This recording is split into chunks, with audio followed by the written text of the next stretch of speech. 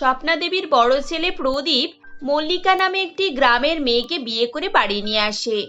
গ্রামের মেয়েকে দেখে স্বপ্না দেবী রেগে গিয়ে বলেন, আরে আমি তোর জন্য এত ভালো ভালো সম্বন্ধ দেখেছিলাম, সব কোটিপতি বাড়ির মেয়ে, আর তুই আমাকে না জানিয়ে এই গ্রামের ভিখিরিটাকে বাড়ির বউ করে নিয়ে এলি। মা, মল্লিকা আমার স্ত্রী, ও এবারই বউ। তুমি ওকে এভাবে ওসব কথা বলতে পারো না। বৌমা? কার বৌমা? ওই গরিব ভিখিরিটাকে আমি আমার বাড়ির বৌমা বলে কখনোই স্বীকার করব না। ওকে তুই এক্ষুনি ওর বাড়িতে দিয়ে আয়। মা, দয়া করে এরকম করবেন না। আপনার ছেলে আগুনকে সাক্ষী রেখে আমাকে বিয়ে করেছে, সারা জীবন একসাথে থাকার শপথ নিয়েছে। আপনি এই অন্যায়টা করবেন না দয়া করে। তোমার মতো মেয়েদেরকে আমি ভালো করেই চিনি। শহরের বড়লোক ছেলেকে ফাঁসিয়ে তাদেরকে নিজের হাতের মুঠোই করা তোমাদের কাছে কোনো ব্যাপার না। তুমি কত টাকা চাও বলো, আমি এক্ষুনি দিয়ে দিচ্ছি। আর এই মুহূর্তে টাকা নিয়ে আমার ছেলের জীবন থেকে চলে যাও। মা, তুমি ভুল করছো। মল্লিকা শহরের মেয়ের মতো না যে ও শুধু টাকা ছাড়া আর কিছু বোঝে না। ও শুধু এখানে এসেছে আমার ভালোবাসার জন্য, আমার টাকার লোভে না। তাই নাকি? যদি সত্যি সত্যি ও শুধু এখানে তোর সঙ্গে থাকার জন্য এসেছে, তাহলে ও প্রমাণ করে দেখাক। আজ থেকে তুই আমাদের পরিবারের ব্যবসায়ী থাকবি না। ব্যবসার সমস্ত দায়িত্ব তোর ছোট ভাই সুদীপ ব্যবসা সামলাবে আজ থেকে। আর এই বাড়িতেও তোর কোনো ভাগ থাকবে না। তুই আমাদের পুরানো বাড়িতে থাকবি। তারপর আমিও দেখবো ওই মেয়ে তোর সঙ্গে কতদিন থাকে। স্বপ্না দেবী এভাবেই তার বড় ছেলেকে সম্পত্তি, বাড়ি এবং ব্যবসা থেকে বাদ দিয়ে দেন। বাধ্য হয়ে প্রদীপ স্ত্রীকে নিয়ে পুরানো 2 কামরার ছোট ঘরে থাকা শুরু করে। বিয়ের প্রথম দিন শ্বশুরবাড়িতে এরকম ব্যবহার পেয়ে মল্লিকার একটু মন খারাপ হয়, কিন্তু তাও সে নিজের কর্তব্য থেকে নিজেকে দূরে রাখে না। সকালবেলা ঘুম থেকে উঠে সে রান্না বান্না করে এবং শাশুড়ি ও বাকি সবার জন্য খাবার পাঠিয়ে দেয়। টেবিলে খাবার দেখে স্বপ্না দেবী তার মেয়ে তনিমাকে বলে, কি ব্যাপার, এখানে এত রকমের খাবার কি করে এলো? কে রান্না করলো এসব? মা, এই খাবারগুলো তো বড় বৌদি পাঠিয়েছে। দাদা একটু আগে এসেছিল, খাবারগুলো দিয়ে গেল। আজ নাকি কি সব অনুষ্ঠান বলছিল, মানে বৌদির নাকি ওই কি প্রথম রান্না। ও, ওই গ্রামের মেয়েটা এইসব অনুষ্ঠান জানে? যাই হোক, ওর হাতের খাবার আমি খেতে পারবো না। এগুলো নিয়ে গিয়ে ডাস্টবিনে ফেলে দে। মা, খাবারগুলো কত সুন্দর হয়েছে দেখো না। গন্ধতেই আমার খিদে পাচ্ছে। তোমার খেতে ইচ্ছে না হলে খেও না, আমি তো খাবোই। এই বলে তনিমা তার বড় বৌদির হাতের খাবার খায়। খাবার এতই সুস্বাদু হয়েছিল যে তনিমা তার বড় বৌদির খাবারের প্রশংসা করতে থাকে। আরে বাহ, বৌদির হাতে তো সত্যি সত্যি জাদু আছে। এত ভালো খাবার তো আমি আগে কখনোই খাইনি। এই লুচি তো বিনা তরকারিতেও খাওয়া হয়ে যাবে। এত টেস্টি লুচি, মা আমি তো কখনো এরকম খেয়ে দেখিনি। শোনো না, আর যদি কেউ খাবারগুলো না খায় তাহলে তুমি রেখে দেবে। কলেজ থেকে ফিরে এসে আমি এগুলোকে খাবো। এমন সময় সুদীপ আসে আর বলে, তুই খাবি মানে? আমি খাবো না? তুই একাই বৌদির হাতে সব রান্না খেয়ে নিবি? তাহলে আমি কি খাবো? এবার তুই খেয়ে নিয়েছিস, এতে আর তোর কোনো ভাগ নেই। এই বাকিটার পুরোটাই আমার। এই বলে 2 ভাই বোন সমস্ত খাবার শেষ করে দেয়। স্বপ্না দেবী দাঁড়িয়ে দাঁড়িয়ে সবকিছু দেখেন, কিন্তু তিনি কিছুই বলেন না, কারণ বড় বউয়ের উপরে তার একটুও মায়া ছিল না। কয়েক মাস পর স্বপ্না দেবী শহরের একটি ধনী পরিবারের একমাত্র মেয়ে টুম্পার সঙ্গে সুদীপের বিয়ে দেন এবং তনিমাকে বলেন, যাক, এইবারে আমার মনের ইচ্ছা পূরণ হলো। আমার ছেলের যোগ্য বৌমা পেয়েছি। এই না হলে বাড়ির বৌমা, যেমন দেখতে সুন্দরী তেমন পরিবারের মেয়ে। দেখ তো ছোটদা শ্বশুর বাড়ি থেকে কত কি পেলো। আমি তো চেয়েছিলাম আমার বড় বৌমাও এই একই রকম হবে, তবেই তো আমি আশেপাশে সবাইকে ডেকে দেখাতাম। কিন্তু ও এমন একটা বাড়ির মেয়েকে তুলে আনলো যে আমার মান সম্মান সব শেষ করে দিল। মা, তুমি শুধুমাত্র এই গাড়ি, ফ্রিজ, এসি, আসবাবপত্র, টাকা পয়সা, গয়নাগাটি এগুলো কি তোমার মান সম্মান ভাবো? বড় বৌদি কত ভালো জানো? বড় বৌদি একেবারে সরল সাদা মনের। তুমি মানুষ চিনতে পারোনি মা। একদিন তুমি নিজেই বড় বৌমাকে বাড়িতে আনবে, তুমি দেখে নিও। চুপ কর, যেমন বাড়ির ছোট সেরকম ছোটই থাকবি। এত বড় বড় জ্ঞানের কথা বলবি না। তুই কলেজে যাচ্ছিস তো যা। হ্যাঁ, সে তো যাচ্ছি, কিন্তু আবার টিফিন গুলো প্যাক করে দাও। এখনো খাবার তৈরি হয়নি নাকি? তা তোমার ছোট বৌমা খাবার তৈরি করতে পারে তো মা? নাকি এসে ঠান্ডা হাওয়া আর ফ্রিজে ঠান্ডা জল খেয়ে দিন কাটাতে হবে?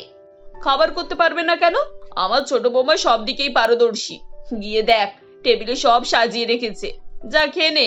আর তোর টিফিনও প্যাক করে দিতে বলেছি। এতক্ষণে বোধহয় বৌমা সবকিছুই করে রেখেছে। তনিমা খাবার টেবিলে যায় এবং দেখে টেবিলের উপরে পোড়া রুটি এবং সাদা সাদা ঝোল, কাঁচা মশলার গন্ধ ভর্তি তরকারি রাখা আছে। এসব খাবার দেখে তনিমা বলে, এগুলো কি মা? এই ধরনের খাবার কি খাওয়া যায় নাকি? তুমি এগুলো খেতে পারবে? খাবার দেখে স্বপ্না দেবীও একটু অবাক হন আর বলেন, খাবারগুলো দেখতে তো একটু কাঁচা কাঁচা লাগছে, কিন্তু আমার মনে হয় খেতে ভালোই হবে। দেখ না, না খাওয়ার আগেই ভূত হয়ে যাচ্ছিস কেন তুই? খাবার দেখলেই তো বোঝা যায় সেটা কেমন খেতে হয়েছে। তোমার যদি ইচ্ছে হয় তাহলে তুমি খাও। স্বপ্না দেবী খাবার মুখে দিয়েই বুঝতে পারেন যে খাবার একেবারে ভালো হয়নি, কিন্তু নতুন বৌমা সামনেই দাঁড়িয়েছিল, সেজন্য তিনি তার মুখের উপরে কিছুই বলতে পারেন না এবং কষ্ট করে খাবারটি খেয়ে নেন। টুম্পা তনিমাকে টিফিন বক্স দিয়ে বলে, তনিমা, এই নাও, আমি তোমার জন্য প্যানকেক বানিয়েছি, টিফিনটা খেয়ে নিও। তনিমা টুম্পার হাত থেকে টিফিন বক্সটা নিয়ে চলে যায় এবং যেতে যেতে সে তার বড় বৌদির বাড়ির সামনে এসে দাঁড়ায়। বাড়ির ভেতর থেকে সুন্দর খাবারের গন্ধ বেরোচ্ছিল। বড় বৌদি নিশ্চয়ই গরম গরম লুচি ভাজছে। আহ, কতদিন এরকম লুচি খাইনি। ঠিক এমন সময় মল্লিকা বাইরে বেরোয় এবং তনিমাকে দেখে বলে, আরে তনিমা, তুমি দাঁড়িয়ে আছো কেন এখানে? ভেতরে এসো না। না না বৌদি, আমি কলেজে যাচ্ছিলাম, দেরি হয়ে যাচ্ছে, এখন যাব না। আরে বাবা, একবার এসো না, দুটো লুচি খেয়ে যাও না, তুমি তো লুচি খেতে খুবই ভালোবাসো। গরম গরম করেছি, 2 মিনিট সময় লাগবে খেতে, এসো। এমনিতেই তনিমার পেটে খিদে ছিল এবং তার খুব লুচি খাওয়ার ইচ্ছেও ছিল, তাই বৌদি একবার বলার পরেই সে বৌদির সঙ্গে ভেতরে যায়। তনিমা মেঝেতে বসে আরাম করে খেতে থাকে। সত্যি বৌদি, তোমার হাতের লুচি না একেবারে অসাধারণ। জানো তো, ও বাড়িতে আমার কিছুই খেতে ইচ্ছা করে না। ছোট বৌদি মডিউলার কিচেনে দাঁড়িয়ে একটা ঢঙের খাবার তৈরি করতে পারেন না জানো? রুটি দেখলেই তোমার কান্না পেয়ে যাবে। আসলে মনে হয় ওর খাবার তৈরি করার অভ্যেস নেই, শহরের মেয়ে তো, তাই এরকম। কয়েকদিন পরে সব পেরে যাবে, দেখবে। সে পেরে গেলে যাবে, আমার দেখা দরকার নেই। তবে তোমার হাতের রান্নার কাছে কেউ নেই বৌদি। আমি তো সবসময় মাকে বলি যে তুমি বৌদির মতো রান্না করতেই পারো না। বৌদি, তুমি এখানে কাঠের চুলাতে আর কয়েকটা মাত্র জিনিস দিয়ে এত সুন্দর খাবার তৈরি করো, কি করে করো গো? আমি তো কিছু বুঝতেই পারি না। এখন আমি বুঝতে পারছি যে খাবার তৈরি করতে গেলে দামি রান্নাঘরে দরকার হয় না, সুন্দর করে খাবার বানানোর কৌশল শিখতে হয়। হ্যাঁ তনিমা, কৌশল তো শিখতেই হয়, তবে তার থেকে বেশি যেটা করতে হয় সেটা হলো খাবার তৈরি করার মন। এক মন দিয়ে যখন তুমি খাবার তৈরি করবে, তখন তোমার খাবার সুন্দর হতে বাধ্য। আচ্ছা, তুমি টিফিন নিয়েছো? এই কটা লুচি আর আলুর দম টিফিনে করে নিয়ে যাও। থ্যাংক ইউ বৌদি, আজ তো আমার টিফিনে কিছু খাবারই জুটতো না। এই দেখো না, ছোট বৌদি এই প্যানকেক তৈরি করে দিয়েছে। তুমি নিজে বলো, এগুলোকে প্যানকেক বলে? এই টিফিনটা তুমি এখানে রাখো, আমি ফেরার সময় নিয়ে যাব। এই বলে তনিমা কলেজে চলে যায়। তনিমা কলেজে চলে যাবার পর মল্লিকা টিফিন খোলে এবং এক টুকরো প্যানকেক মুখে দিয়ে সঙ্গে সঙ্গে ফেলে দেয়। তনিমা ঠিকই বলছিল, টুম্পা তো একেবারে খাবার তৈরি করতে পারে না। আজকাল তো ফোনেও খাবারের রেসিপি দেখা যায়, ও তো সেখান থেকেও একটু একটু করে খাবার তৈরি করাটা শিখতে পারে। এভাবে এই দিন কাটতে থাকে। টুম্পা বাড়ির জন্য যাই খাবার রান্না করুক না কেন, সেটা কেউই পছন্দ করতো না। প্রত্যেকদিন টুম্পা খাবার রান্না করত এবং সেগুলোকে ডাস্টবিনে ফেলতো। তনিমা তো প্রায় প্রত্যেক দিনই তার বড় বৌদির কাছে এসে খাবার খেয়ে নিত, কিন্তু বাকিরা দিনের পর দিন উপোস করে থাকতো। একদিন সুদীপ তনিমাকে বলে, পূর্ণিমা, তোকে আমি কালকে দেখলাম তুই বারবার ও বাড়িতে ঢুকছিস, তুই কি ওই বাড়িতে যাস? হ্যাঁ গো ছোটদা, আমি তো রোজই যাই। জানো বড় বৌদি কত টেস্টি টেস্টি খাবার তৈরি করে? বড় বৌদির হাতের খাবার খেতে তো আমার দারুণ লাগে। আর বৌদিও প্রত্যেকদিন আমার জন্য কিছু না কিছু নতুন নতুন বানায়, তাই আমি ওখানে গিয়ে খেয়ে আসি। তুই না হলে একা একা গিয়ে খেয়ে নিয়েছিস, আর আমার আর মায়ের কি অবস্থা হচ্ছে ভাব। বাড়ির এসব খাবার আমি একেবারে খেতে পাচ্ছি না, আর অফিসে রোজ রোজ খাবার কিনে খেতেও আমার ভালো লাগছে না, শরীরটাও খারাপ হয়ে যাচ্ছে। আমি তো ঝামেলায় পড়ে গেছি পুরো। ছোটদা, তুমিও তো আমার সঙ্গে বড়দার বাড়িতে গিয়ে খেয়ে আসতে পারো। বৌদি তো রোজ বলে যে দাদার জন্য মায়ের জন্য খাবার নিয়ে যাও। আমি নিয়ে আসতে চাই না, কারণ মা বড় বৌদির হাতের খাবার খায় না। আর তোমাকে তো ছোট বৌদি বকাবকি করবে। আরে বাবা, ওরা জানতে পারলে তবে তো বকাবকি করবে। আচ্ছা, না হলে একটা কাজ করলে হয়তো তোর সঙ্গে আমিও এবার থেকে যাব, একবেলা অন্তত ভালো কিছু খাই। এভাবে তো আর চলতে পারবো না। ঠিক আছে ছোটদা, আমি তোমাকে সঙ্গে করে নিয়ে যাব কাল থেকে। পরের দিন থেকে তনিমা এবং সুদীপ দুই ভাই বোন মিলে বড় বৌদির কাছে যায় এবং তার হাতে তৈরি সুন্দর সুন্দর খাবার খেতে থাকে। এভাবেই কিছুদিন কাটে। একদিন তনিমা একটি টিফিনে করে তরকারি নিয়ে এসে তার ঘরে রেখে দেয়। স্বপ্না দেবী দেখতে পেয়ে যান। তিনি তনিমার ঘরে এসে তরকারির কৌটোটা খুলে বলেন, আরে, এটা তো সোয়াবিন আলুর তরকারি। আহ, কত সুন্দর গন্ধ বেরোচ্ছে, একটু খেয়ে দেখি। বাহ, এটা তো দারুণ হয়েছে। বড় বৌমা সত্যি সত্যি এত সুস্বাদু খাবার তৈরি করে। আমি তো ভাবতেও পারিনি। এদিকে ছোট বৌমার হাতের খাবার খেয়ে কি আমার তো প্রাণ যায় যায় অবস্থা। এই খাবার আমি আর খেতে পারছি না। যাই হোক হবে, এবার থেকে আমি তনিমার সঙ্গে ও বাড়িতে গিয়ে একটু খেয়ে আসবো। নিজের প্রাণ বাঁচাতে গেলে আমাকে তো এটুকু করতেই হবে। পরের দিন স্বপ্না দেবী তনিমার সঙ্গে মল্লিকার কাছে যায়। শাশুড়িকে দেখে মল্লিকা খুবই খুশি হয় এবং খুব আপ্যায়ন করে তাকে খেতে দেয়। খাবার খেয়ে তৃপ্তি মনে স্বপ্না দেবী বাড়ি ফিরে আসেন। এরপর থেকে তিনি ছেলে মেয়েদেরকে নিয়ে প্রত্যেকদিন ও বাড়িতে গিয়ে খাবার খেতেন।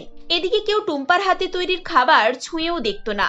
টুম্পা মনে মনে সন্দেহ করে এবং পরের দিনে সে সবার চোখের আড়ালে সবাই কি করছে দেখে।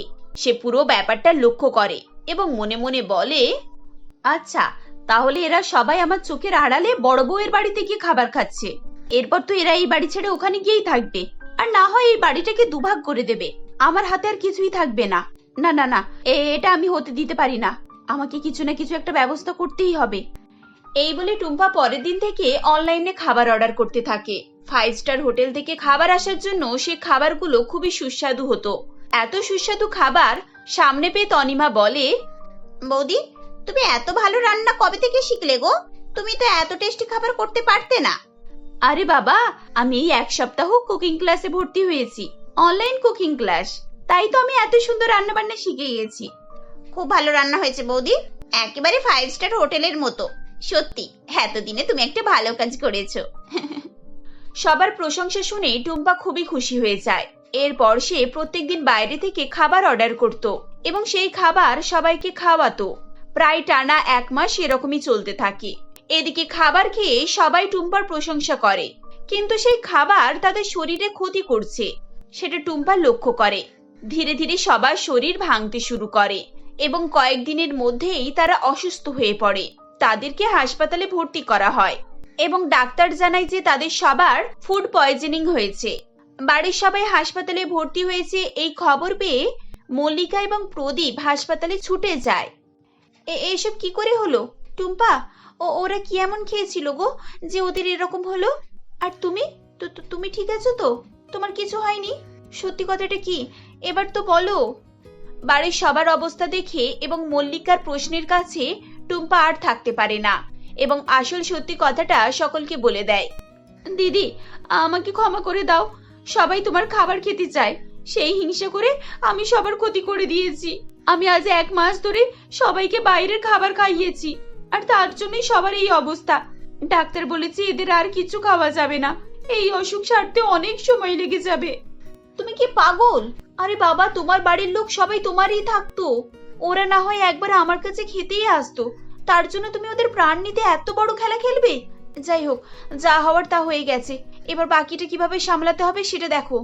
আমি আর কিছুই সামলাতে পারবো না দিদি, তুমি ফিরে এসো। তুমি এ বাড়ির বড় বউ, তুমি সবটা সামলাও। প্লিজ না বলো না দিদি। এরপর টুম্পা মল্লিকার কথা শোনে আর তারা সবাই একসঙ্গে থাকা শুরু করে। টুম্পা প্রত্যেকদিন তার বাড়ির লোকজনদের জন্য হালকা খাবার তৈরি করে দিত, ওষুধপত্র ঠিক সময়ে দিত এবং সমস্ত নিয়ম মেনে তাদের খেয়াল রাখত। প্রায় 6 মাস পর সবাই সুস্থ হয়ে ওঠে। স্বপ্না দেবী বড় ছেলে এবং বড় বৌমাকে সামনে ডাকে আর বলেন, আমাকে তোরা ক্ষমা করে দে বাবা, আমি তোদের উপরে অন্যায় করেছি। আমি আজ থেকে সবকিছু তোদের সবাইকে সমানভাবে দিচ্ছি। এটা তোদের সবার বাড়ি, তোরা সবাই মিলেমিশে থাক। এরপর থেকে সবাই আনন্দের সঙ্গে এবং মিলেমিশে থাকতে শুরু করে। মল্লিকা ধীরে ধীরে টুম্পাকে রান্না বান্না শেখায় এবং বাড়ির অন্যান্য কাজকর্মও শেখায়। টুম্পা মল্লিকাকে নিয়ে বাজারে যায়, শপিং করে এবং আনন্দে দিন কাটায়। গ্রামের বৌমা এবং শহরের বৌমা দুজনেই একে অপরের বন্ধু হয়ে ওঠে। বিধবা শকুন্তলা দেবী তার 2 ছেলে বাবলু ও সোনুকে নিয়ে কৃষ্ণনগরে বাস করত। কৃষ্ণনগর গ্রামটি মাটির তৈরি আসবাবপত্রের জন্যই বিখ্যাত ছিল। সেখানের বেশিরভাগ লোকজনই মাটির জিনিসপত্র তৈরিতে পারদর্শী ছিল। একসময় তারা মাটি দিয়েই ঘর বাড়ি দোকান বাজারহাট সবকিছুই বানাতো। কিন্তু বর্তমানে সমাজ ব্যবস্থার উন্নয়ন ঘটলে গ্রামের যাদের টাকা পয়সা ছিল তারা এক এক করে পাকা বাড়ি বানিয়ে নিয়েছিল। কিন্তু শকুন্তলা দেবীর অবস্থা একই রয়ে গিয়েছিল। তার 2টি ছেলে কাজকাম একেবারেই করতো না, আর তাই সে টাকার অভাবে পাকা বাড়ি বানাতে পারছিল না। এমনই একদিন শকুন্তলা দেবী তার বাড়ির বাইরে বসেছিল। তখন আরে ও শকুন্তলা দি, বাড়ির বাইরে বসে বসে কি ভাবছো? আর আজ তোমাকে হাটে দেখতে পেলাম না যে, হাটে যাওয়া কি ছেড়ে দিয়েছো নাকি? না দিদি, সেরকম কোনো ব্যাপার নয়, আজ বাড়িতে একটু কাজ ছিল। আসলে আজ সকালবেলা দেওয়ালটা পড়ে গিয়েছিল, দেওয়ালটাকেই ঠিক করতে করতে সময় কেটে গিয়েছে। ও, দেয়াল পড়ে গিয়েছে? তা পড়ে তো যাবেই, মাটির তৈরি দেয়াল আর কতটাই শক্তি থাকবে। ওই জন্য তোমাকে বলি বুঝলে, যে একটা পাকা বাড়ি বানিয়ে নাও। তুমি আর তোমার ছেলেরা তো কারোর কথাই শুনবে না, তোমাদেরকে বলে আর কি লাভ। কাবেরী দেবী শকুন্তলা দেবীর প্রতিবেশী ছিল, আর তাদের ইটের তৈরি পাকা বাড়ি থাকায় সে প্রায় সময়ই এসে কটু কথা বলতো। এগুলো শুনেও নিজের পরিস্থিতির কথা ভেবে শকুন্তলা দেবীর খুবই খারাপ লাগতো ও সে কিছু না বলেই চুপ করে থাকতো। কিন্তু আজ শকুন্তলা দেবীর দুই ছেলেই বাড়িতে ছিল। মাকে এভাবে অপমানিত হতে দেখে সোনু মনে মনে ভাবে, নাও এবার চলে এলো। এই মানুষটার টোন মারা স্বভাবটা কখনোই যাবে না। নিজে হাটে গিয়েছিলিস, সেটা চেঁচিয়ে চেঁচিয়ে সকলকে জানানোর কি আছে? কি রে সোনু, আমি যেটা ভাবছি তুইও সেটা ভাবছিস নাকি? এই কাবেরী প্রতিদিন মায়ের কাছে এসে উল্টোপাল্টা কথা বলে যায়। চল তো আজ গিয়ে একে কিছু বলি। না বাদ দে, তোকে কিছু বলতে হবে না, যা বলার আমিই বলছি। তোর যা মাথা গরম, কোথায় গিয়ে ঝামেলা করে বসবি। এই বলে সোনু বাড়ির মধ্যে থেকে বাইরে বের হয় ও সে কাবেরী দেবীকে উদ্দেশ্য করে বলে, আচ্ছা ঠিক আছে কাকিমা, এখন বাড়ি যান, আমাদেরকে নিয়ে বেশি মাথা ঘামাতে হবে না, নিজের চরকায় তেল দিন, বুঝেছেন? হ্যাঁ হ্যাঁ যাচ্ছি, আমি তোদের বাড়িতে থাকতে এসেছি নাকি? আর এমনিও আমার পাকা বাড়ি আছে, তোদের ভাঙা মাটির বাড়িতে আমি পাও রাখবো না। হুঁ। এই বলে কাবেরী রাগ দেখিয়ে সেখান থেকে চলে যায়। এরপর শকুন্তলা তার ছেলেদেরকে উদ্দেশ্য করে বলে, এই তুই এভাবে কেন বললি?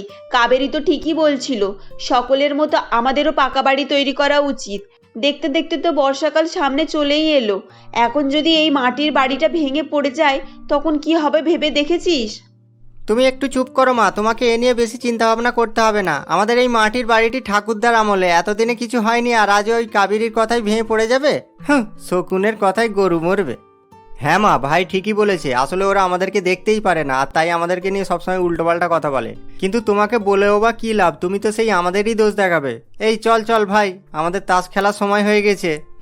হে ঈশ্বর, আমি এদের কিভাবে বোঝাবো কি জানি। এরা সারাদিন কোনো কাজ কাম করবে না, তাস খেলে বেড়াবে, আর কেউ উচিত কথা বললেও রাগ হয়ে যাবে।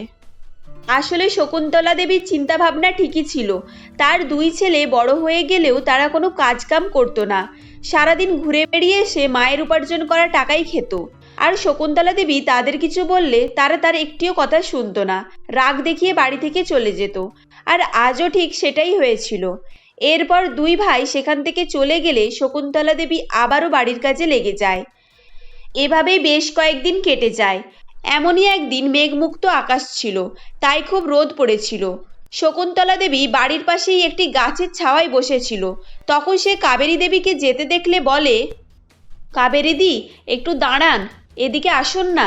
আচ্ছা, আপনারা পাকা বাড়ি তৈরি করতে কত টাকা মোট খরচ পড়েছিল? না বাবা, আমি তোমাদের কোনো কথাতেই থাকবো না। সেদিন তোমার ছেলে আমায় যেভাবে বলল। দিদি, আপনি ওদের কথায় কিছু মনে করবেন না, আসলে ওরা বাচ্চা তো, ওরা কিছু বোঝে না। এভাবেই তারা দুজনে কথাবার্তা বলছিল। ঠিক তখনই সোনু তাদের কথা বলতে দেখে নেয় ও সে সেখানে এসে বলে, কি হলো কাকিমা, আপনাকে না সেদিন আমাদের কথাই থাকতে মানা করলাম, তা আজ আবারও কি বিষয় নিয়ে বলতে এসেছেন শুনি? কে তোদের কথাই থাকতে এসেছে? তোর মা আমায় ডাকলো তাই এখানে এলাম, না তো আমি চলেই যাচ্ছিলাম। হুঁ। এই বলে কাবেরী দেবী সেখান থেকে চলে যায়। তখন সোনু বলে, মা, আমি তোমাকে আবারও বলছি, ওই আজে বাজে লোকজনের সঙ্গে কথাবার্তা বলবে না, আমাদের ব্যাপার আমরা বুঝে নেব। কিন্তু বাবা, খবরে যে দেখাচ্ছিল কয়েকদিনের মধ্যেই বৃষ্টি নামবে, এখনো যদি আমাদের মাটির বাড়ি মেরামত করা না হয় তাহলে আমরাই বিপদে পড়ব। ওহ মা, তোমাকে এই নিয়ে ভয় করতে হবে না, খবরে ওরকম উল্টোপাল্টা অনেক কিছুই দেখায়। তুমি এক কাজ করো, বাইরে অনেক রোদ পড়েছে, বাইরে না দাঁড়িয়ে ঘরের মধ্যে চলে এসো, আর গিয়ে দেখো মাটির ঘরে থাকার আনন্দ কত। আমি এক্ষুনি ভিতর থেকে এলাম, ওখানে পুরো ঠান্ডা এসি লাগছে, যেখানে কিছুক্ষণ থাকলে তোমার পাকা বাড়ির কথা মনেই পড়বে না। সোনুর এরকম কথা শুনে শকুন্তলা দেবী বাড়ির মধ্যে চলে যায়। সেখানে গিয়ে সে ঠান্ডা বাতাস তো পায় ঠিকই, কিন্তু তার মনের মধ্যে বৃষ্টির ভয় তখনও ছিল। তখন বর্ষাকাল প্রায় পড়েই গিয়েছিল, আর খবরের ঘোষণা অনুযায়ী সেদিন রাতেই বৃষ্টি হওয়ার কথা ছিল। এরপর বেশ কিছুটা সময় অতিবাহিত হয়ে যায়। অবশেষে রাত হয় এবং সরকারি ঘোষণা অনুযায়ী সত্যি সত্যি বৃষ্টিপাত শুরু হয়। তখন শকুন্তলা দেবী বলে, কিরে তোরা দেখলি তো আমি তোদের কি বলেছিলাম? এখন আমাদের কি হবে কি জানি। খড়ের চাল পার করে বৃষ্টি ঘরের মধ্যে ঢুকছে। তুমি চিন্তা করো না মা, দেখবে বৃষ্টি থেমে যাবে। এই দাদা, তুই গিয়ে দরজাটা বন্ধ করে দিয়ে আয় না। হ্যাঁ হ্যাঁ যাচ্ছি, ঘরের মধ্যে জল আসছে, এখন তোমরা গিয়ে বাড়ির এক কোণে দাঁড়াও। এই বলে বাবলু দরজা বন্ধ করতে যাবে কি তখন আরো জোরে বৃষ্টি শুরু হয় ও তাদের বাড়ি ভাঙতে শুরু করে। এরপর তারা তাড়াহুড়ো করে বাইরে বেরোতে গিয়ে পড়ে বেহুশ হয়ে যায়। এভাবেই কষ্টের মধ্যে দিয়ে তাদের সেই রাতটা কেটে যায়। পরের দিন সকালে যখন তাদের জ্ঞান ফেরে তখন তারা চোখের সামনে তাদের ভাঙা বাড়ি দেখতে পায়।